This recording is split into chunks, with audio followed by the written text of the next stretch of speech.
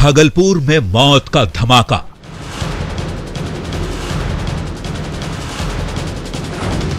ढह गई 3 मंजिला इमारत।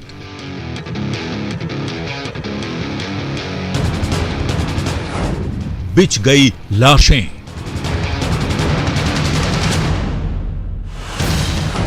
चारों ओर तबाही का मंजर।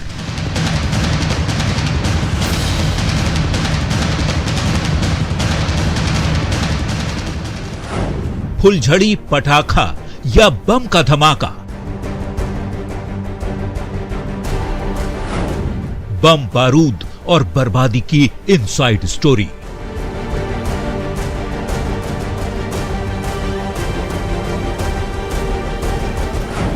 भागलपुर धमाके का पूरा सच।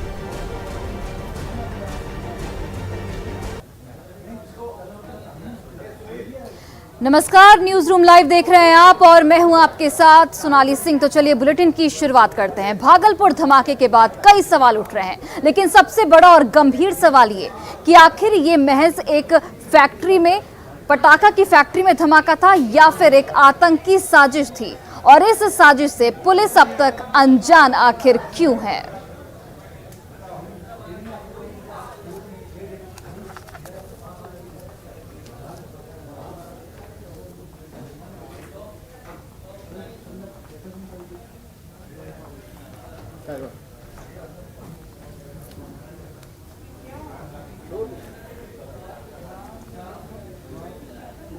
और देखिए, भागलपुर में हुए ब्लास्ट के बाद भागलपुर एसएसपी ने एक बड़ी कार्रवाई की है और तातारपुर थाना अध्यक्ष को निलंबित कर दिया। लेकिन सवाल अभी भी बरकरार है।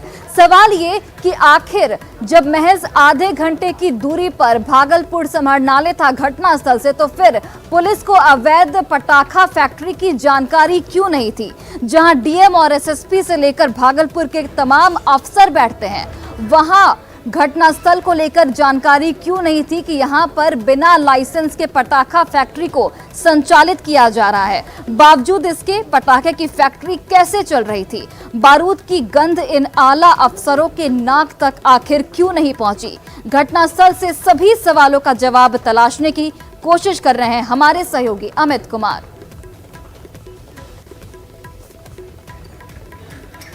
ब्लास्ट के बाद भागलपुर प्रशासन पे लगातार सवाल उठ रहे हैं। सवाल उठना भी जो है वो लाजमी है। यह बात हम इसलिए कर रहे हैं कि हम पहले आपको ये तस्वीर दिखाते हैं। यहाँ से आप पूरे घटनास्थल की आप तस्वीर देख सकते हैं कि धमाका कितना ज़ोरदार था। आसपास के जितने भी मकान हैं सभी के छतों पे जो है वो विस्फोट जब हुआ यहाँ पे, तो जो मलबे थे, जो घर के टूटने के कंक्रीट हैं, वो दूसरे के छत पे चले गए। 60 फीट 70 फीट ऊपर तक जो है ये कंक्रीट उड़ा। और उसके बाद पूरा जो आसपास के 4 मकान थे, जिस मकान में ये विस्फोट हुआ उसके साथ साथ 3 और मकान जो हैं वो धराशायी हो गए। और उसके बाद से ये सवाल उठने लगा कि आखिर इस पूरे ब्लास्ट के लिए जिम्मेवार कौन है। तो हम बताते हैं, जो यहाँ के स्थानीय लोग भी हैं, कहते हैं कि प्रशासन आँख बंद करके, कान बंद करके बैठी हुई थी। लगातार यहाँ पे पहले भी 2003, 2008, 2011 में जो है धमाके हुए। इसके बावजूद इस अवैध पटाखे फैक्ट्री पर नकेल नहीं कसी गई। कहीं न कहीं प्रशासन का सह मिलता रहा और इसी वजह से यहाँ पे ये अवैध कारोबार जो है वो फलता फूलता रहा। हम बताते चले कि जिस जगह ये ब्लास्ट हुआ है, यहाँ से महज कह सकते हैं कि आधा किलोमीटर की दूरी पे, हाफ किलोमीटर की दूरी पे जो है वो समाहरणालय है, जहाँ पे डीएम बैठते हैं, जहाँ पे एसएसपी बैठते हैं, तमाम भागलपुर के आला अफसरान बैठते हैं। और इसके बावजूद यहाँ किसी ने नज़र नहीं रखी। और स्थानीय थाना जो है, जिसके बारे में लगातार ये कहा जा रहा है कि 100 मीटर की दूरी पे यहाँ स्थानीय थाना है, थानेदार भी जो है वो खामोश रहते थे, नज़र बन किए रहते थे। और उस कारण से यहाँ पे ये ब्लास्ट हुआ। तो जाहिर सी बात है कि हाफ किलोमीटर की दूरी पे समाहरणालय का होना, तमाम भागलपुर के आला अफसरानों का वहाँ बैठना, और उसके बावजूद यहाँ पे इस तरह से अवैध फैक्ट्री का, पटाखे फैक्ट्री का लगातार संचालन होना कहीं न कहीं बड़ा सवाल खड़ा करता है। जवाब जो है अब क्या आता है, आला अधिकारी क्या कहते हैं, इस पर सबकी नज़र है। लेकिन सबसे बड़ी बात है कि अब ब्लास्ट जो है वो बिहार प्रशासनिक के लिए भी एक बड़ी सीख है, क्योंकि जिस तरह से प्रशासनिक उदासीनता हुई और यह धमाका हुआ, सरकार के ऊपर सवाल खड़े हुए, तो इसके लिए कहीं ना कहीं एक अब जवाबदेही तय करनी होगी। बिहार के डीजीपी ने जो है वो जांच बैठा दी है, एटीएस जांच कर रही है, एफएसएल जांच कर रही है, भागलपुर पुलिस जिस पे सवाल उठ रहे हैं वो भी जांच कर रहे हैं। तो अब क्या जो है मामला निकल करके सामने आता है, कौन दोषी पाए जाते हैं। फौरी तौर पर स्थानीय थानेदार को, थानाध्यक्ष को भागलपुर एसएसपी ने निलंबित कर दिया है, लेकिन क्या ये महज खानापूर्ति नहीं, क्योंकि जवाबदेह सिर्फ थानेदार ही नहीं बल्कि यहाँ के भागलपुर के एसएसपी खुद और डीएम भी हैं, क्योंकि हाफ किलोमीटर पे समरनालय जो है। कैमरा पर्सन दीपक कुमार के साथ अमित कुमार, न्यूज़ 18 भागलपुर। भागलपुर ब्लास्ट मामले को लेकर भले ही भागलपुर पुलिस और डीजीपी इसे महज एक पटाखा फैक्ट्री में हुआ ब्लास्ट बता रहे हों, लेकिन अगर आप घटनास्थल की तस्वीरों को गौर से देखेंगे तो ये महज एक पटाखा फैक्ट्री का ब्लास्ट नहीं है, जिसमें 14 लोगों की करीब मौत हो गई और 10 से ज़्यादा लोग जख्मी पाए गए हैं। आपको बताते चले कि ये हम इसलिए कह रहे हैं क्योंकि एफएसएल की टीम को घटनास्थल से करीब 3 किलो कील मिली है, जो इस ओर इशारा कर रही है कि ये महज एक पटाखा फैक्ट्री में हुआ ब्लास्ट नहीं बल्कि किसी बड़ी साजिश को अंजाम देने जैसा है। घटनास्थल से ज्यादा जानकारी दे रहे हैं हमारे सहयोगी अमित कुमार। भागलपुर में हुए इस धमाके ने कई सवाल खड़े किए। सवाल ये है कि जब यहाँ पे अवैध पटाखा फैक्ट्री चल रहा था, जैसा कि भागलपुर के जो डीआईजी हैं, एसएसपी हैं, यहाँ तक कि डीजीपी ने भी कहा कि यहाँ पे सिर्फ अवैध पटाखे फैक्ट्री थी और उसमें विस्फोट हुआ जिसके कारण से ये घटना हुई है। लेकिन सवाल यहाँ ये है कि जब यहाँ पे अवैध पटाखा फैक्ट्री चल रही थी तो उसमें जो कीले हैं उसकी क्या ज़रूरत थी, क्योंकि जब एफएसएल की टीम यहाँ आई थी तो बड़ी संख्या में, भारी मात्रा में जो है यहाँ से तकरीबन कहा जा रहा है कि 7 केजी के आसपास जो है वो कीले बरामद की गई है, कांटी बरामद किया गया है। और ये कांटी जो है अमूमन जब बम बनाए जाते हैं तो उसमें इस्तेमाल किया जाता है। जो बम के जो जानकार हैं, बम निरोधी दस्ता के जो लोग हैं, उनसे जब हमारी ऑफ द रिकॉर्ड बात हुई है तो उन्होंने कहा है कि निश्चित तौर पर यहाँ पर बम बनाने का काम किया जा रहा होगा, क्योंकि जो कांटी मिली है उससे ये साफ होता है कि यहाँ पे बम बनाया जा रहा होगा। और साथ ही साथ ये सवाल इसलिए भी उठता है क्योंकि अगर अवैध पटाखा फैक्ट्री चल रही थी तो ये फैक्ट्री अगर छोटी थी तो इतना विस्फोटक रखने का क्या ज़रूरत था यहाँ पे, जिसके कारण से ये इतना बड़ा धमाका हुआ। क्योंकि जब ये सवाल हमने पूछा एडीजी मुख्यालय जो है ADG law and order Sanjay Singh से कि क्या यहाँ पे RDX रखा गया था, तो उन्होंने फौरी तौर पे तो कुछ नहीं कहा, लेकिन यहाँ पे ये सवाल जरूर उठाया कि इतनी विस्फोटक की ज़रूरत जो है वो एक पटाखा फैक्ट्री में नहीं हो सकती है। पटाखा बनाने के लिए अगर कह सकते हैं कि 5 किलो 10 किलो यहाँ तक कि अगर 15 किलो भी जो है वो बारूद जो है वो रखा जा सकता है, लेकिन जो धमाका हुआ है वहाँ यहाँ इस धमाके में बड़ा जो कह सकते हैं कि बारूद की इस्तेमाल किया गया होगा और उसी कारण से यहाँ पे इतना बड़ा ब्लास्ट हुआ कि जिसमें 4 मकान जो है ध्वस्त हो गए हैं। तो कहीं न कहीं इस ब्लास्ट के बाद जो है ये सवाल उठ रहा है और ये कहीं न कहीं आशंका हो रही है कि यहाँ से आतंकी साजिश जो है वो रची जा रही थी और उसे जो है अंजाम पहुँचाया जा रहा था। लीलावती को जो है एक मोहरे के तौर पर इस्तेमाल किया जा रहा था, क्योंकि ये भी कहा जा रहा है कि यह मकान, जिस मकान में यह धमाका हुआ जिसके कारण से आसपास के 3 और मकान गिर गए, धराशायी हो गए, यह मकान लीलावती का था। बाद में से मोहम्मद आज़ाद ने खरीद लिया और उसी मकान में लीलावती जो है वो किरदार के तौर पे रहने लगी, उसकी भी मौत इस धमाके में हो गई है। तो कहीं ना कहीं सवाल जो है अब यहाँ ये उठ रहा है कि कहीं लीलावती को मोहरे के तौर पे इस्तेमाल तो आज़ाद नहीं कर रहा था, अपने जो नापाक मंसूबे जो है उसे अंजाम देने के लिए जो है वो लगातार कोशिश तो नहीं कर रहा था, क्योंकि आगे वो ग्रिल का काम करता था, पीछे पटाखे का ये जो है अवैध कारोबार हो रहा था और उसमें इतने बारूद लाए गए थे कि जब वो विस्फोट हुआ तो 4 मकान धराशायी हो गए। तो अब इन सवालों का जो है जवाब एटीएस और एफएसएल जो है अपने स्तर से ढूंढ रही है, तलाश रही है। जवाब कब आता है, क्या मामले सामने आते हैं, इस पर सबकी नज़र है, लेकिन कहीं ना कहीं बू जो है वो बारूद के सुगंध के साथ साथ आतंक की जो गतिविधि है उसकी भी आ रही है। कैमरा पर्सन दीपक के साथ अमित कुमार, न्यूज़ 18 भागलपुर।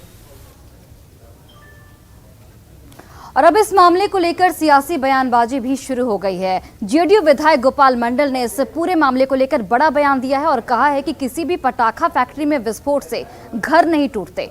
निश्चित तौर पर यह एक बड़ा बम धमाका था जिसकी जांच होनी चाहिए और दोषियों पर कड़ी कार्रवाई होनी चाहिए। मुझे पटाखा से घर टूट ही नहीं सकता है। पटाखा से भले चदरा का मकान हो उड़ सकता है, लो मकान उतना हैवी दीवार सब या हैवी वो छत था, वो गिर ही नहीं सकता। वहाँ पर निश्चित रूप से बड़ा बम रखा होगा और मसाला वगैरह होगा। इसे कहीं बुरा अंजाम देता हो ये बम बना के। ये कोनो पटाखा से नहीं टूटा है। ये गलत लोगों में उतनी हत्या हुई, सब कुछ हुई, वो गलत लोग ही थे जो मारे गए। और मुख्यमंत्री नीतीश कुमार का समाज सुधार अभियान लगातार जारी है और इसी अभियान के तहत आज सीएम नीतीश कुमार पूर्णिया जिले पहुंचेंगे, जहां पर वो जीविका दीदियों के साथ संवाद करेंगे। ज्यादा जानकारी दे रहे हैं शैलेंद्र कुमार। समाज सुधार अभियान के तहत मुख्यमंत्री नीतीश कुमार लगातार बिहार का दौरा कर रहे हैं। आज सीमांचल में बड़ा कार्यक्रम है, जहां अररिया, कटिहार, किशनगंज और पूर्णिया के लोगों से मुख्यमंत्री नीतीश कुमार मुलाकात करेंगे। खास तौर पर देखिए, कार्यक्रम में बड़ी संख्या में जो जीविका दीदियां हैं वो यहां पर पहुंची हैं। तमाम कार्यक्रमों में जीविका दीदियों को खास तौर पर बुलाया जाता है ताकि बिहार में महिलाएं कैसे सशक्त हों। और सबसे बड़ी बात है, जो अभियान चलाया जा रहा है उस अभियान में महिलाओं की जो भागीदारी है वो प्रमुख हो। इसको लेकर के मुख्यमंत्री नीतीश कुमार के द्वारा लगातार इस अभियान को चलाया जा रहा है और अलग अलग जिलों में मुख्यमंत्री यात्रा के माध्यम से वहां जा रहे हैं, लोगों से बातचीत करते हैं। और देखिए, यहाँ पूर्णिया के इंदिरा गांधी स्टेडियम की हम तस्वीर दिखा रहे हैं कि यहाँ पे बड़ी संख्या में जो जीविका दीदी हैं उनके पहुँचने का सिलसिला शुरू हो चुका है। मुख्यमंत्री यहाँ आने वाले हैं, उसके पहले की हम तस्वीर दिखा रहे हैं। और सबसे बड़ी बात है, जीविका दीदियों को देखिए एक पंपलेट भी दिया गया है, इसमें कैसे शराब से दूर रहें और शराब के जो दुष्परिणाम हैं वो बताए गए हैं। और साथ ही साथ महात्मा गांधी ने शराब को लेकर के जो कहा था वो उसका जिक्र है। उसके साथ साथ जो सरकार की योजनाएं हैं उन योजनाओं का भी इसमें जिक्र किया गया है और टोल फ्री नंबर भी दिया गया है, ताकि यदि अवैध शराब या फिर कोई जानकारी मिलती है उससे जुड़ी हुई तो जीविका दीदी उस पर फ़ोन कर सकें। हमारे साथ कुछ जीविका दीदी हैं, उन लोगों से भी हम बात करते हैं। नीतीश कुमार जो अभियान चला रहे हैं उसमें सफलता मिल रही है? जी मिल रही है, पूरी तरह से मिल रही है। गरीब महिलाओं के लिए बहुत कुछ का दे रहे हैं। जैसे दीदी लोग पहले शराब बेचती थी तो शराब बंद करके अब मछली पालन करती है, मुर्गी पालन करती है, बकरी पालन करती है। बहुत दीदी को कुछ न कुछ अपना जो कट्ठा बीघा खेती था उसमें खेती बाड़ी के लिए बहुत कुछ का जो है ना प्रावधान दे रहे हैं। महिलाएं सशक्त हो रही हैं जिस तरीके से नीतीश कुमार अभियान चला रहे हैं? जी हो रहा है अभियान। जैसे नशाबंदी हम लोग जो है ना बंद कर दिए हैं, अभी नशा नहीं चल रहा है। और सब जीविका का दीदी जुलूस निकाल कर भी नशाबादी बंद कर दिए। नशाबंदी का अभियान चला रहे, हम लोग रैली भी निकाले हैं इस अभियान के लिए। और हम लोग रैली निकाल के अपना उधर जो है ना, हम लोगों का उधर शराब मुक्त हो गया है। अभी शराब नहीं बन रहा है, जहाँ बन रहा है वहाँ हम लोग अपने ग्राम संगठन के माध्यम से, CLF के माध्यम से ढाबा को तोड़ फोड़ देते हैं सभी दीदी के साथ। तो बिल्कुल देखिए, बिहार में किस तरीके से जीविका के माध्यम से पहले सरकार के द्वारा महिलाओं को सशक्त बनाने की कोशिश की गई और उसके बाद अब इस तरीके के अभियान चला करके नीतीश कुमार हर साल यात्रा करते हैं। और इस बार जो उनकी यात्रा है उसका जो स्वरूप है वो बदला हुआ है। यात्रा नहीं बल्कि समाज सुधार अभियान वो चला रहे हैं। और ख़ास तौर पर आज सीमांचल में बड़ा कार्यक्रम है और इस कार्यक्रम के जरिए मुख्यमंत्री नीतीश कुमार जो महिलाएं हैं, खास करके जो जीविका दीदियां हैं, उनसे संवाद स्थापित करेंगे। कैमरा पर्सन सुबोध के साथ शैलेंद्र, न्यूज़ 18 पूर्णिया। और अब बात संकटग्रस्त यूक्रेन में फंसे सभी भारतीयों की घर वापसी की।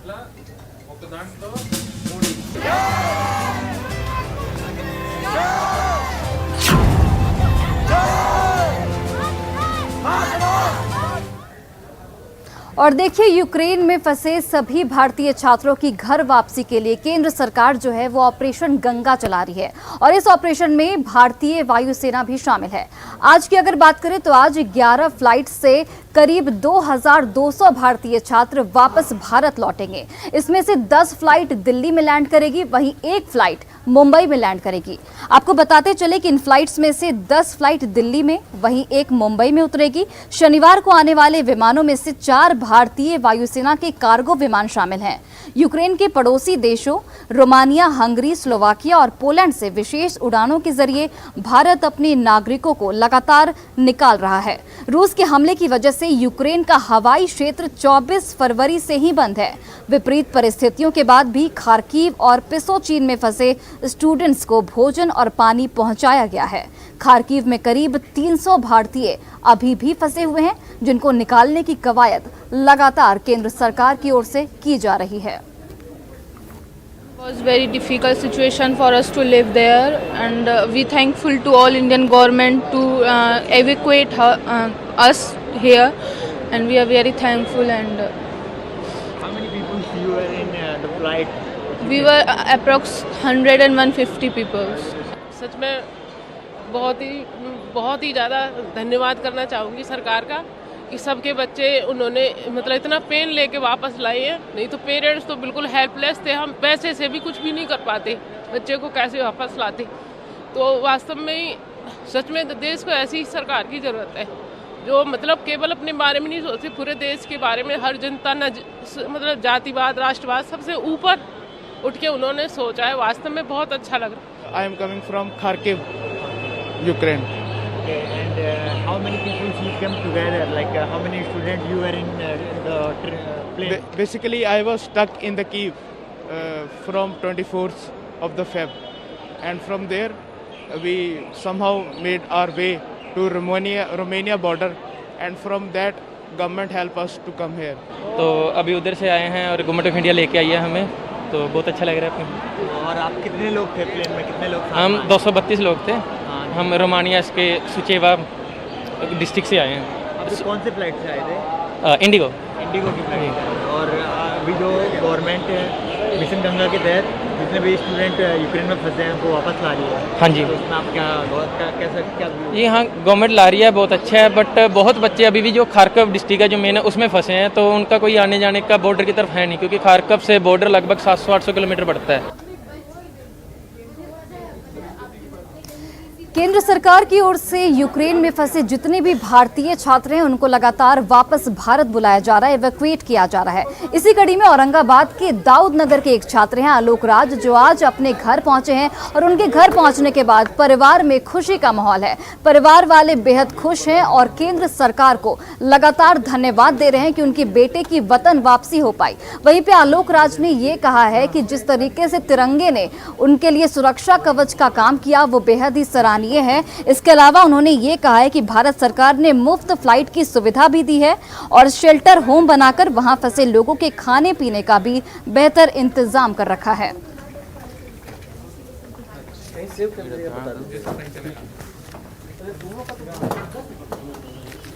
हम लोग वहाँ से फ्लाइट हम लोग को सेवा दी है और वहाँ भी सेंटर भी बनाया गया था, खाना वगैरह सब रहने का अच्छा व्यवस्था था। कोऑपरेटिव कहाँ की सरकार ने कोऑपरेट की? भारतीय सरकार ने भी किया और रोमानिया सरकार ने भी।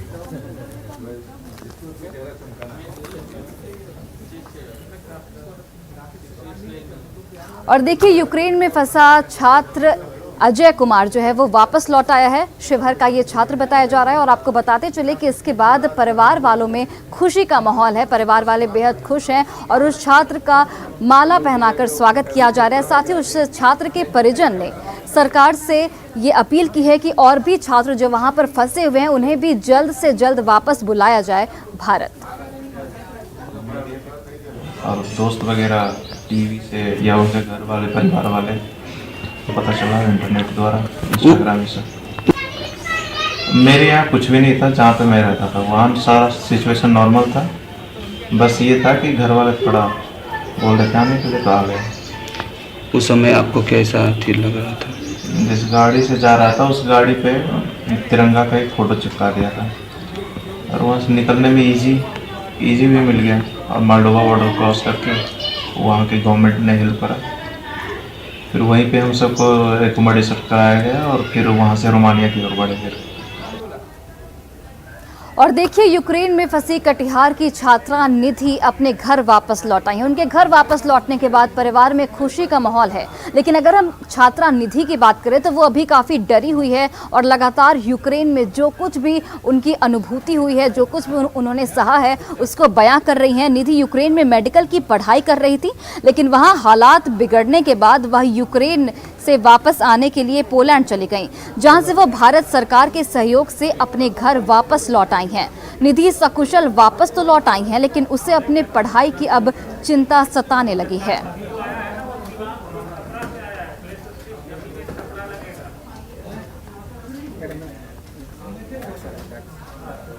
खारकिव से आए हैं और खारकिव की सिचुएशन इतनी ख़राब थी कि मैं अभी भी उस सिचुएशन से बाहर नहीं निकल पाई हूँ। अभी भी मुझे ऐसा लग रहा है कि शेलिंग हो रहे हैं, बॉम्बिंग हो रही है, आवाज़ वो सारी इतना ज़्यादा डिस्टर्बिंग था वो सब कुछ कि अभी भी उस सिचुएशन से बाहर नहीं आ पाई हूँ। और मैं खारकिव से हूँ, तो हमें तो ये अभी पता ही नहीं है कि हमारी आगे की पढ़ाई की क्या होगा नहीं होगा, क्योंकि अभी कोई आइडिया नहीं है कि खारकिव यूक्रेन का क्या सिचुएशन होगा, हम कहाँ से अपने पढ़ाई कंप्लीट कर पाएंगे एंड ऑल। तो इस चीज़ का भी कोई आइडिया नहीं है हमें। हाँ, मेरी बेटी घर तो आ गई है, बस अब इसका फ्यूचर के बारे में सोचना है। उसके लिए थोड़ा सा डिस्टर्ब तो हूँ कि पता नहीं क्या होगा, सरकार क्या इसका जिम्मेवारी लेती है, ये तो हमको अभी नहीं मालूम है आगे का कि इसके बारे में क्या सोचेगी, ये इंडिया में कराएगी कि बाहर कराएंगी, ये हमको भी कुछ भी पता नहीं। और फिलहाल इस बुलेटिन में बस इतना ही। आप देखते रहिए न्यूज़ 18 बिहार झारखंड।